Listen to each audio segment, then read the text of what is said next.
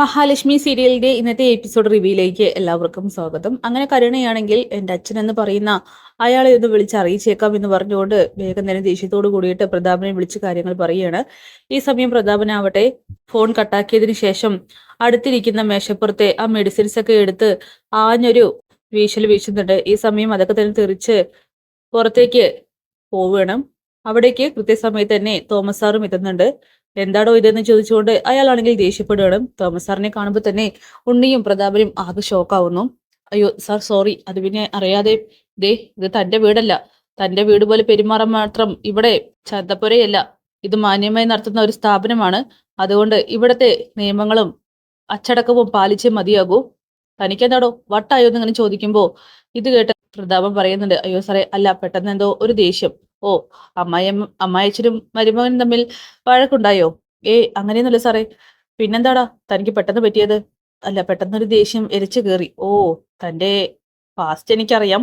കണ്ണന്റെ അച്ഛൻ വീണ്ടും തന്നിലേക്ക് കയറിയോ? പട്ടിണി ചികിത്സിച്ചിട്ടാണല്ലോ ഇങ്ങോട്ടൊക്കെ എത്തിയിരിക്കുന്നത്. സാറേ അത് പിന്നെ ക്ഷമിക്കണം, ഇനി ചെയ്യില്ല എന്നൊക്കെ പ്രതാപൻ തോമസ് സാറിനോട് പറയുന്നു. ദേ തന്നെ പോലുള്ളവന്മാരെയൊന്നും ഇങ്ങോട്ട് കയറ്റാൻ തന്നെ പാടില്ല. പിന്നെയും എന്റെ ചികിത്സയുടെ ഭാഗമായിട്ട് മാത്രമാണ് ഞാൻ ക്ഷമിച്ച് നിൽക്കുന്നത്. അതുകൊണ്ട് പറയുകയാ, ഇനിയും പഴയ തെറ്റുകൾ ആവർത്തിക്കാനാണ് നിങ്ങളുടെയൊക്കെ ഭാവമെങ്കിൽ ഒരിക്കലും അതൊന്നും വേണ്ട. പറഞ്ഞത് തന്നെ പറയിപ്പിക്കാൻ ഇടവരുത്തരുത്. അതുകൊണ്ട് തന്നെ ഇവിടെ ഇരിക്കുമ്പോൾ അതിൻ്റെതായിട്ടുള്ള അച്ചടക്കം ഉണ്ടാകണം എന്നൊക്കെ പറഞ്ഞുകൊണ്ട് തോമസ് സാർ ആണെങ്കിൽ അങ്ങോട്ട് പോകുന്നുണ്ട്. ഈ സമയം ഉണ്ണിയാണെങ്കിൽ പ്രതാപനെ കളിയാക്കി ചിരിക്കുകയാണ്. ഓ, എന്തൊക്കെയായിരുന്നു അച്ഛനും മോളും. ദേ ഇപ്പൊ എന്തായി? ഞാൻ പറഞ്ഞതല്ലേ പകൽക്കിനാവ് കാണണ്ടായെന്ന്. നീ മിണ്ടി പോരുത്. നിനക്കും എന്റെ മകൾക്ക് വേണ്ടിയിട്ടല്ലടാ ഞാൻ ഇങ്ങനെയൊക്കെ ചെയ്യുന്നത്.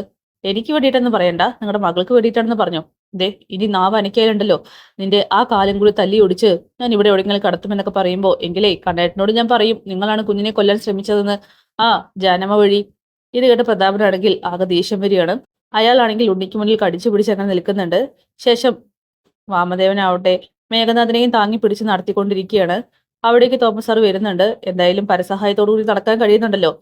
ഇപ്പോ മുക്കലും മുകളിലൊക്കെ വരുന്നുണ്ട്. അതുകൊണ്ട് തന്നെ അടുത്തായിട്ട് സ്വയം നടക്കാനും അതുപോലെ സംസാരിക്കാനൊക്കെ പറ്റും. ആ സമയത്ത് കണ്ണനെയും കണ്ണന്റെ ഫാമിലിയെയും ഉപദ്രവിക്കാൻ പോവാതെ പഴയ കാര്യങ്ങൾ ആവർത്തിക്കാതെ ജോലിയെടുത്ത് മാന്യമായിട്ട് ജീവിക്കാൻ നോക്കണം. അവരെ സ്നേഹിക്കണ്ട, പക്ഷെ ഉപദ്രവിക്കാതിരിക്കണം എന്നൊക്കെ ഇങ്ങനെ തോമസ് സാർ പറയുന്നു. ഇത് കേട്ട് വാമദേവൻ പറയുന്നുണ്ട്, അയ്യോ സാറേ അതിനെ ഞങ്ങളുടെ തീരുമാനം. അതായിരിക്കണം തീരുമാനം. കിട്ടുന്ന വെറുതെയുള്ള ശമ്പളം ഇല്ലാതാക്കിയിട്ടാ രണ്ടാളുടെയും ഇരിപ്പ്. അതുകൊണ്ടേ മേഘനാഥ, നീ ചെറുപ്പക്കാരനാണ്, അച്ഛന്റെ പാത പിന്തുടരാതെ നല്ല മാന്യമായിട്ട് ജീവിക്കാൻ നോക്കടാ എന്നൊക്കെ പറഞ്ഞുകൊണ്ട് അവിടെ നിന്നും പോകുന്നുണ്ട്. അങ്ങനെ വാമദേവൻ മേഘനാഥന്റെ ദേഷ്യം വന്നെന്ന് മനസ്സിലാക്കിക്കൊണ്ട് പറയുകയാണ്, ദേ ഇങ്ങനെയുള്ള നിന്നെ ഇത്രത്തോളം ആക്കിയെടുത്തത് അയാളാണ്. അതുകൊണ്ട് അയാൾ ഇതിൽ പറഞ്ഞാലും ക്ഷമിച്ചേക്ക്.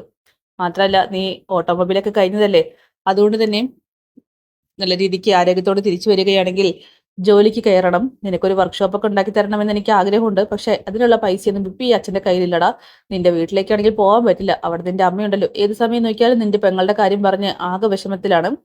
മനുഷ്യന് തലയ്ക്ക് ഭ്രാന്ത് പിടിക്കുകയാണ്. അവളെ പറഞ്ഞിട്ടും കാര്യമില്ല. കണ്ണൻ സ്വാതിയുടെ വിവാഹം നടത്തിത്തരുമെന്ന് കരുതിയിട്ടാണല്ലോ എല്ലാവരും സ്വപ്നം കണ്ടിരുന്നത്. ഇപ്പോ അതും ഒഴിഞ്ഞു മട്ടല്ലേ. അതൊക്കെയാണ്. എന്തായാലും നമുക്ക് കുറച്ചൊക്കെ ഒതുങ്ങാമെന്നൊക്കെ പറയുമ്പോൾ മേഘനാഥനാണെങ്കിൽ എന്തൊക്കെയോ ആലോചിച്ച് അങ്ങനെ ദേഷ്യത്തോടെ നിൽക്കുന്നുണ്ട്. ശേഷം ദുർഗയാവട്ടെ കുഞ്ഞിനെ കൊഞ്ചിച്ചുകൊണ്ടിരിക്കുകയാണ്. അങ്ങനെ കണ്ണൻ പറയുന്നുണ്ട്, അമ്മ തന്ന വളയും മാലയൊക്കെ കുഞ്ഞിന് ഇട്ട് കൊടുത്തിരിക്കുന്നത്. എടാ കണ്ണ, മാല ഇരുന്നോട്ടെ, പക്ഷേ ആ വളയൊക്കെ അങ്ങോട്ട് മാറ്റിക്കള. കാരണം ഒരുപാട് സ്വർണത്തിനൊക്കെ വില കൂടിയ സമയമല്ലേ. പിന്നെ കരിവള ഇട്ട് കൊടുത്താൽ മതി.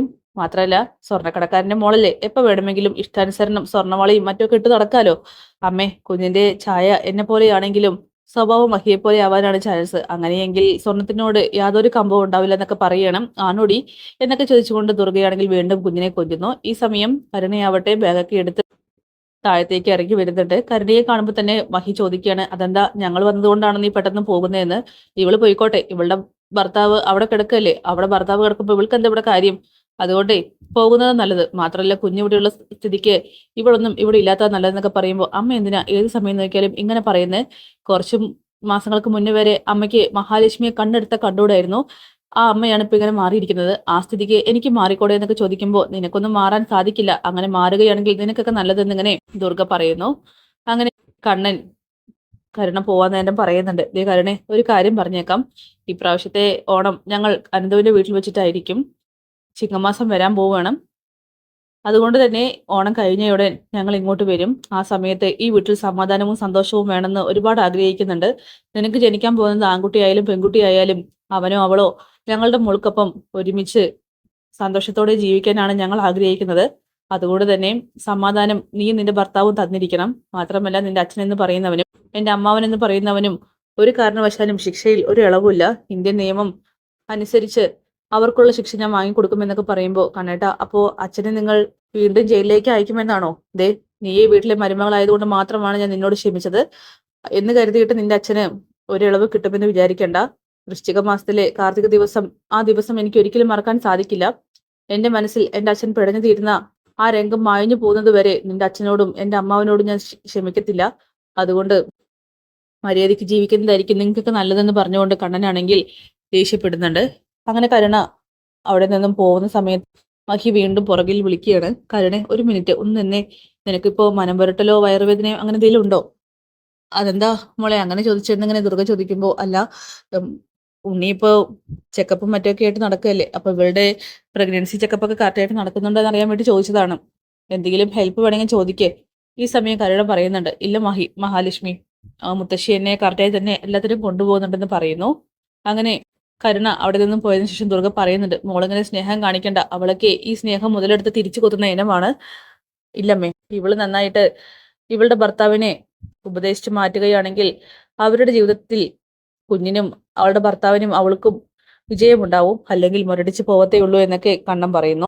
അങ്ങനെ ദുർഗയാണെങ്കിൽ കുഞ്ഞിനെ കൊഞ്ചിച്ചുകൊണ്ട് അങ്ങോട്ട് പോകുമ്പോൾ മഹിയോട് കണ്ണം പറയുന്നുണ്ട്, കരുണയെ ഞാൻ എൻ്റെ ഒരു അനിയത്തിയെ പോലെ കാണുന്നത്, മാത്രമല്ല അവളോട് ഞാൻ ക്ഷമിക്കും, അതും ഈ വീട്ടിലെ മരുമകളായതുകൊണ്ട് മാത്രം. പക്ഷേ ആ പ്രതാപനോടും വാമദേവനോടും ഒരിക്കലും ഞാൻ ക്ഷമിക്കാൻ പോകുന്നില്ലെന്ന് പറഞ്ഞുകൊണ്ട് ദേഷ്യപ്പെടുന്നുണ്ട്. അങ്ങനെ മഹിക്കാണെങ്കിൽ കരുണയെക്കുറിച്ച് ആലോചിച്ച് ചെറിയ ടെൻഷനും വിഷമമൊക്കെ തോന്നുകയാണ്. ശേഷം വീണ്ടും പ്രതാപനും ഉണ്ണിയും തമ്മിൽ വഴക്കുണ്ടാവുകയാണ്. നിന്നെ കണി കണ്ട് തീച്ചപ്പോ തന്നെ വിചാരിച്ചതാണ് ഇങ്ങനെയൊക്കെ സംഭവിക്കത്തുള്ളൂ എന്ന്. ഓ, എങ്കിൽ പിന്നെ ഒരു കണ്ണാടി കൊണ്ടുവന്നുകൂടെയായിരുന്നില്ലേ? നിങ്ങളുടെ മുഖം തന്നെ നിങ്ങൾക്ക് കണി കാണാമല്ലോ എന്നൊക്കെ ഇങ്ങനെ ഉണ്ണി പറയുമ്പോൾ കോളിമ്പല് കേൾക്കുകയാണ്. അത് കരുണയായിരിക്കുമെന്ന് പ്രതാപന് നല്ല ഉറപ്പുണ്ട്. വളരെ വിഷമത്തോടു കൂടി തന്നെ വാതിൽ തുറക്കുകയാണ്. എന്തൊക്കെയായിരുന്നു അച്ഛൻ പറഞ്ഞിരുന്നത്? ഒരു മണ്ണാങ്കട്ടിയും നടന്നില്ല. അതിനെ ആ ജാനമ്മ എന്ന് പറയുന്ന സ്ത്രീ കുഞ്ഞിന് മരുന്ന് കൊടുത്തു എന്നുള്ള കാര്യത്തിൽ എന്താ ഉറപ്പ്? അല്ലാതെ പിന്നെ കുഞ്ഞെങ്ങനെയാ ഹോസ്പിറ്റലിലാവുക എന്നിങ്ങനെ പ്രതാപൻ ചോദിക്കുന്നു. എന്തായാലേ ഇനി പറഞ്ഞിട്ട് കാര്യമില്ല.